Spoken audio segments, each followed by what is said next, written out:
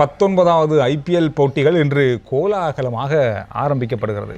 Champion நடப்பு champion Royal Challengers அதாவது பெங்களூர் அணி களமிறங்க போகின்றது. மறுபுறத்தில் ஹைதராபாத் சன்ரைசர்ஸ் அணி இறங்குறாங்க. ரைட், நான் ஒன்று முதல்ல சொல்கிறேன். என்னது? இன்றைக்கு விளையாட போகிற 2 அணியும் இந்த முறை கப் எடுக்க போகிற அணி இல்லை, எடுக்க மாட்டேதுன்றீங்க. ஏன் இப்போவே ஆரம்பத்திலேயே இல்லை? இந்த முறை கப்பெடுக்க போகிற 2 அணிகள் Mumbai Indians, okay, Chennai super Kings, okay. இது 2 தவிர இந்த முறை உங்களுக்கு இந்த 19 ஐபிஎல் கிண்ணத்தை தூக்குறவங்க இன்னும் ஒரு ஆள் இருக்காங்க. நானும் ஏதாவது சொல்லலாம், கொஞ்சம் அப்படி இப்படி எதுவும் சொல்லலாம்னு பார்த்தா நானும் எதிர்பார்க்குற விஷயத்தை நீங்களும் அப்படியே வந்து சொன்னால் அதை விட அந்த 2 அணி இப்போ விற்கப்பட்டிருக்கு. அந்த அணிகளும் சும்மா அணி இல்லை. அந்த விற்கப்பட்டதுன்னு சொன்னதால நாங்கள் அதை பற்றி பெரிய அளவில் பேசலை. அதை பற்றி ஒரு சின்ன ஒரு விஷயத்தை திடீர்னு பிரேக்கிங் நியூஸ் வந்துச்சு. ராஜஸ்தான் ராயல்ஸ் அணியை இது வந்து வளமையாக நடக்கிறது. சின்ன சின்ன ரேஞ்சில் பார்ட்னர்ஸ் மாறுவாங்க, ஒரு சின்ன ஓனர் மாறுவாங்க. இது கம்பெனி ஒட்டுமொத்தமாக வாங்கிவிட்டாங்க. ஏன் சின்ன சின்ன சில்லறை எல்லாம் மாற்றணும் என்று சொல்லி எல்லாம் ஒட்டுமொத்தமாக வாங்கி விட்டு அமெரிக்கா கம்பெனி ஒன்று தான், அமெரிக்காவை சேர்ந்தால் அமெரிக்கா கம்பெனி ஒன்று தான் ராஜஸ்தான் ராயல்ஸை வாங்கிச்சுது. 16,000 கோடி இந்திய ரூபாய் என்று இந்தியாவின் ஊடகங்கள் செய்தி வெளியிடுது. இதெல்லாம் அவங்களுக்கு பெரிய காசா? 4,000 கோடி. ஓகே, 4,000 கோடி அவ்வளவுதான். அப்படி தெரியுமா? இந்தியாவில் கிட்டத்தட்ட 56 பில்லியனர்ஸ் இருக்காங்களாம். கிட்டத்தட்ட அமெரிக்காவுக்கு கிட்டத்தட்ட அமெரிக்காவோட ஒரு அமெரிக்காவில் இந்தியாவோட கோடிகளில் வைத்திருக்கிறார். அமெரிக்காவுக்கும் இந்தியாவுக்கும் இடையில ஒரு 20 பேர் தான் வித்தியாசம். ஒரு 15 முதல் 20 தான். அந்த அளவுக்கு பில்லியனர்ஸ் இருக்காங்க. அப்போ அப்படி ஒரு அமைப்பு தான் அல்லது ஒரு கம்பெனி தான் வாங்கி இருக்குது. இதில் தான் ஒரு நியூஸும் வந்தது, ஷேன் வார்னுக்கு 450 கோடி கிடைக்க போகுது. அது என்னென்றாலும் சந்துரு என்டிடிவி தான் நேற்று இந்த விஷயத்தை சொல்லியிருக்குது. ஷேன் வார்ன் ஆரம்பத்திலேயே ஒரு பங்கு கேட்டிருக்கிறார். அதை எடுத்து அவர் இந்த அணியில் ராஜஸ்தான் ராயல்ஸில் முதலாவது கேப்டன், கோச், மேனேஜ்மெண்ட் எல்லாமே அவர் தானே செய்தார். அப்போ அவர் செய்திருக்கார். சம்பளத்தோடு சேர்த்து எனக்கு ஒரு ஷேர் வேணும்.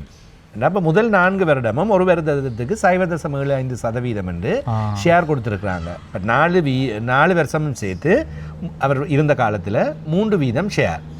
அந்த ஷேரோட அடிப்படையில் இந்த பங்குகளை விற்கக்குள்ள அதுக்கு அவருக்கு அப்போ 16,000 கோடிக்கு வாங்கி இருக்குண்டா அதில் 3% கிட்டத்தட்ட 450 460 கோடிக்கு வரும் இந்தியா காசு. அதனால் கிடைக்கும் என்று சொல்கிறாங்க. இன்னும் ஒரு செய்தியும் இன்றைக்கு பார்க்க கிடைச்சது. 2022 ஷேன் வார்ன் செத்ததுக்கு பிறகு இறந்ததுக்கு பின்னர் அவர் அணியோட தொடர்பில்லை, முகாமைத்துவங்களோட தொடர்பில்லை. அதனால் சில வேளைகளில் இது கிடைக்கிறது உடன்படிக்கை இருக்கும். எங்கேயோ ஏதோ ஒன்று இருக்கும். என்டிடிவி வெளியிடுகின்றதுன்றா அதில் உண்மையான ஏதோ ஒரு விஷயம் ஒன்று இருக்கும் என்று நான் நம்புகின்றேன். இனிமேல் குடும்பத்திற்கும் பிள்ளைகளுக்கும் ஏதோ ஒரு விதத்தில் அது பகிர்ந்தளிக்கப்படும். இது ஊடகங்கள் மூலமாக இப்போ செய்தியாக வந்ததுனால அது உண்மையானதாகவும் இருக்கும். அதே போன்று இப்பொழுது வழங்க வேண்டும் என்பதும் இருக்கும். அதே மாதிரி பெங்களூர் ராயல் சேலஞ்சர்ஸ் அணியை ஆதித்ய பிர்லா குரூப்போட மகன் வாங்கி இருக்கின்றார். இதில் கிடைத்த தகவல் இன்றைய தினம் எனக்கு இது ஒரு தனிப்பட்ட ரீதியில் ஒருவர் எங்களுடைய ஃபாலோவர் அனுப்பியிருந்த தகவலின்படி இவரும் ஒரு கிரிக்கெட் வீரர். இந்த ஆதித்ய பிர்லாவின் மகன் ஒரு கிரிக்கெட் வீரர். அவர் இப்பொழுது இந்த அணியை வாங்கி இருக்கின்றார் என்று சொல்லி இருக்கின்றார்கள். அவருடைய பேர் மங்களம் பிர்லா. இவர் 21 வயது வரை கிரிக்கெட் விளையாடி இருக்கின்றாராம். அதன் பின்னர் அவர் பிஸ்னஸுக்காக போயிட்டார். கிட்டத்தட்ட அவருடைய பேர்த்து வந்து 70,000 கோடி மதிப்புள்ள ஒரு வராம். அவருடைய சொத்துக்கள் அல்லது அவருடைய பணம் இருக்கின்றது. அவர் தான் இப்பொழுது இந்த இந்திய அணியை, பெங்களூர் அணியை தனக்கு இருந்த அந்த ஆர்வத்தை அப்படியே கொண்டு இங்கே கொட்டியிருக்காரு. ஆனால் வாங்கின அணி நல்ல அணி தான். இப்போ நல்ல அணி, நல்ல வீரர்களை புறக்கி அந்த அணியில் வச்சிருக்காங்க. இப்போ அதனால நல்ல அணி. நான் சொன்ன அணியில் அதுவும் உண்டு. நான் 3வது அணின்னு சொன்னேன்ல. நீங்கள் என்ன தான் சொல்லுங்கள். சன்ரைசர்ஸ் ஹைதராபாத், காவியா மாறன், நீங்க அவங்களா? நீங்க அதுக்காக அந்த பக்கத்துல இருக்குது.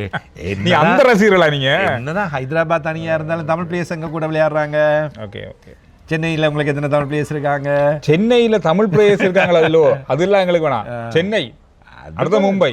சன்ரைசர்ஸ் ஹைதராபாத் ஓனர் யார்? சென்னை தானே, தமிழர் தானே. காவியா மாறன் யாரு? தமிழர் தானே. அதனால சன்ரைசர்ஸ் ஹைதராபாத் வேற வழி இல்லைன்னு போய் அங்கே வாங்கினாங்க. சென்னை அணி வாங்க முடியாதுன்றதுனால வாங்கியிருக்காங்க. சரி, அப்படி இருக்கலாம். அப்படி நாங்கள் வர்றோம் தானே. அப்போ அப்படி பார்த்தா சரிதான். சரி, இன்றைக்கு யார் வெல்வாங்கன்னு சொல்லுங்க. அதான் சொல்லிட்டேன். நீங்க இன்றைக்கு தான் சொன்னீங்களா? நான் இந்த கிண்ணத்தே நான் அதான் ஆரம்பத்திலேயே சொல்லிட்டேன். நீங்க நானும் சொல்ல வந்த 2 டீமை பற்றி நீங்களும் சொல்லிட்டீங்க. Mumbai Indians, Chennai super Kings. இன்றைக்கு நீங்க சன்ரைசர்ஸ் அடிக்க முடியாது. இன்றைக்கு நீங்க கோலி தான் அப்படின்றீங்க. சாம்பியன். கடைசி ஐபிஎல்லுடைய கடைசி போட்டியை வென்றவங்க இந்த போட்டியை வெல்லன்னா நீங்க இது நல்ல கதையா இருக்கு. நீங்கள் பொறுத்திருந்து பாருங்களேன், ஆவியமான நிலைமையில கைதட்டா பிளேயர்ஸ் அடிக்க மேட்ச் முடியுது. இப்போ வந்து இந்த சன்ரைசர்ஸ் இருக்கு தானே, மற்ற அணிகளெல்லாம் நீங்கள் வச்சு பார்த்தீங்கன்னா சன்ரைசர்ஸில் இருக்கிற வீரர்களை போல மற்ற அணியில் இந்த வீரர்களும் எல்லா வீரர்களும் இந்த அட்டா தாடி வீரர்கள் இல்லை, 1-2 தான் அடிப்பாங்க. ஆனால் இதில் இருக்க 10 பேரும் அடிப்பாங்க. ஆனால் எங்கே ஆர்சிபி சொல்கிறீங்களா? சன்ரைசர்ஸ் அதைத்தான் சொல்கிறேன். இஷான் கிஷன், அபிஷேக் சர்மா, டிராவிஸ் ஹெட், வெளிநாட்டு வீரர்கள் பாருங்க. அதான் சொல்றேன், டிராவிஸ் ஹெட். இதை விட உங்களுக்கு வேற இனி வேற யார் வேணும் அடிக்கிறது? அதுதான். அப்படி இருந்தும் இந்த அணியால ஏன் இந்த மாதிரி ஒரு நிலைமை, இது யோசிக்கவே இல்லை உலக. இது என்ன, அதாவது சன்ரைசர்ஸ் காசு இருக்கு, இவங்க தேவையான என்னென்ன வீரர்கள் எங்கெங்கெல்லாம் இருப்பாங்களோ அவ்வளோ பேரையும் தூக்கி அங்கே வச்சிருக்காங்க. இவ்வளவு பேரை வச்சு கொண்டு கூட ஒரு வெல்ல முடியல. இந்த முறை அரையிறுதி கூட நுழைய முடியாம இருக்கு நிறைய நேரங்கள். இந்த முறை கொஞ்சம் பிளேஸை வெளியே விட்டு இந்த நாங்கள் சொன்ன பேர் சொல்லக்கூடிய வீரர்கள் தான் இதில் முக்கியமானவங்களா இருக்காங்க.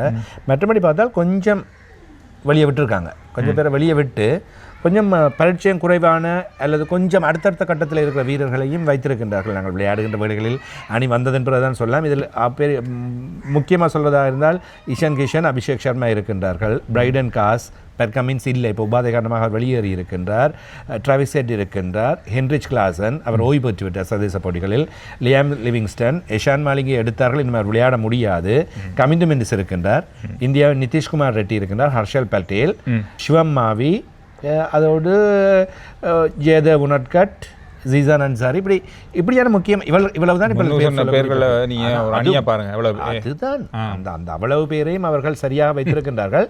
பெங்களூரில் எடுத்தாலும் சந்துரு ரஜாத் படித்தர் தான் அணியின் தலைவர். அதே மாதிரி Jacob Bethell, Jordan Cox, Tim David, சொல்லவா வேணும், டிம் டேவிட் அடியெல்லாம். அதே மாதிரி ஜோஸ் ஹெசல்வுட், அவர் விளையாடுவது கொஞ்சம் சந்தேகமாக இருக்கின்றது. விராட் கோலி, வெங்கடேஷ் ஐயர், புவனேஸ்வர் குமார், எப்படி டீம் இது? பந்து வீச்செல்லாம் விஹான் மல்ஹோத்ரா, அண்டர் 19 கப்பை தூக்கி கொடுத்தது அவர் தான். அவர் போட்டு சூரியவன்சியோட சேர்ந்து அடின்னு போட்டு அடித்து கூடுதலான ரன் எடுத்தது இவர் தான். அப்படி பார்க்க இங்காத team Phil Short, Jitesh Sharma, இப்படி நிறைய முக்கியமான மாரியோ சேப்பர்ட், நுவான் துஷாராவுக்கு பாய் பாய் காட்டி விட்டு சொல்ல முடியாது. இந்த முறை ஆர்சிபி தான் திரும்ப சொல்ல முடியாது. இல்லை, அதுவும் படு மோசமான அணியாக தான் இருக்கின்றது. நுவான் துஷாராவை போகையிலாத நிப்பாட்டி விட்டாங்க. நீங்கள் ஃபிட்னஸ் டெஸ்ட்டில் ஃபெயில். உங்களுக்கு இதில் மட்டும் சரியாக டெஸ்ட் பண்ணுவாங்க. இப்போ அதான் ஐபிஎல் விளையாடிடுவாங்க. அதனால என்னண்டா இலங்கை டீம் இல்லைன்னா பரவாயில்ல, காயமெல்லாம் வந்து விளையாடலாம். நேற்று ஜமீந்தவாஸ் போட்டுட்டார். 4 வருஷமா நீங்க ஃபிட்னஸ் டெஸ்ட்ன்றதை பார்த்ததே இல்லை, முக்கியத்துவம் கொடுத்ததே நடக்குது. இப்ப ஐபிஎல் மட்டும் இலங்கையில எல்லா மீடியாலும் பேசுறாரு. அவர் ஒரே விஷயத்த எல்லா மீடியாலும் பேசி இப்ப எல்லாத்தையும் குழப்பி வச்சு பெரிய பொங்கிட்டு இப்ப எல்லாரும் ஓகே இப்படி ஒரு சம்பவம் ஒன்று இருக்குன்னு எல்லாரும் தெரிய வந்தால இப்ப அதை பாக்குறாங்க. இப்ப ஐபிஎல்லுக்கு வந்து நீங்க ஒன்று சந்திரம் இதுல ஃபிட்னஸ் டெஸ்ட் தேவை பார்க்கலாம். ஐபிஎல்லுக்கு அனுப்பினா ஃப்ரீ ட்ரீட்மெண்ட் நம்மளே கிடைச்சிரும். இல்லை அங்கே டீமில் வச்சாவது அவங்க சுகமாக்கி அங்கே ட்ரீட்மெண்ட்டை கொடுத்து காசும் வரும், பிளேயர்ஸுக்கும் காசும் வரும், கிரிக்கெட் போர்டுக்கும் காசும் வருது, அதோட ட்ரீட்மெண்ட்டும் ஃப்ரீயாக கிடைச்சிரும். அப்படி செய்யலாது, இனி செய்யலாது. ஒரு நேரம் செஞ்சு இனி செய்ய முடியாது. இனியெல்லாம் நீதி நியாயம் ரூல்ஸ் ரெகுலேஷன்ஸ் நடக்கும். ரைட், இன்னைக்கு போட்டியா 7 மணிக்கு 7 மணிக்கு ஒரு போட்டி தான் இருக்கு. இன்றைய தினம் ஒரு போட்டி. ஓகே, நாளை தினமும் செம போட்டி உண்டு. என்ன போட்டி? மும்பை இந்தியன்ஸ், உங்களோட ஃபேவரட்.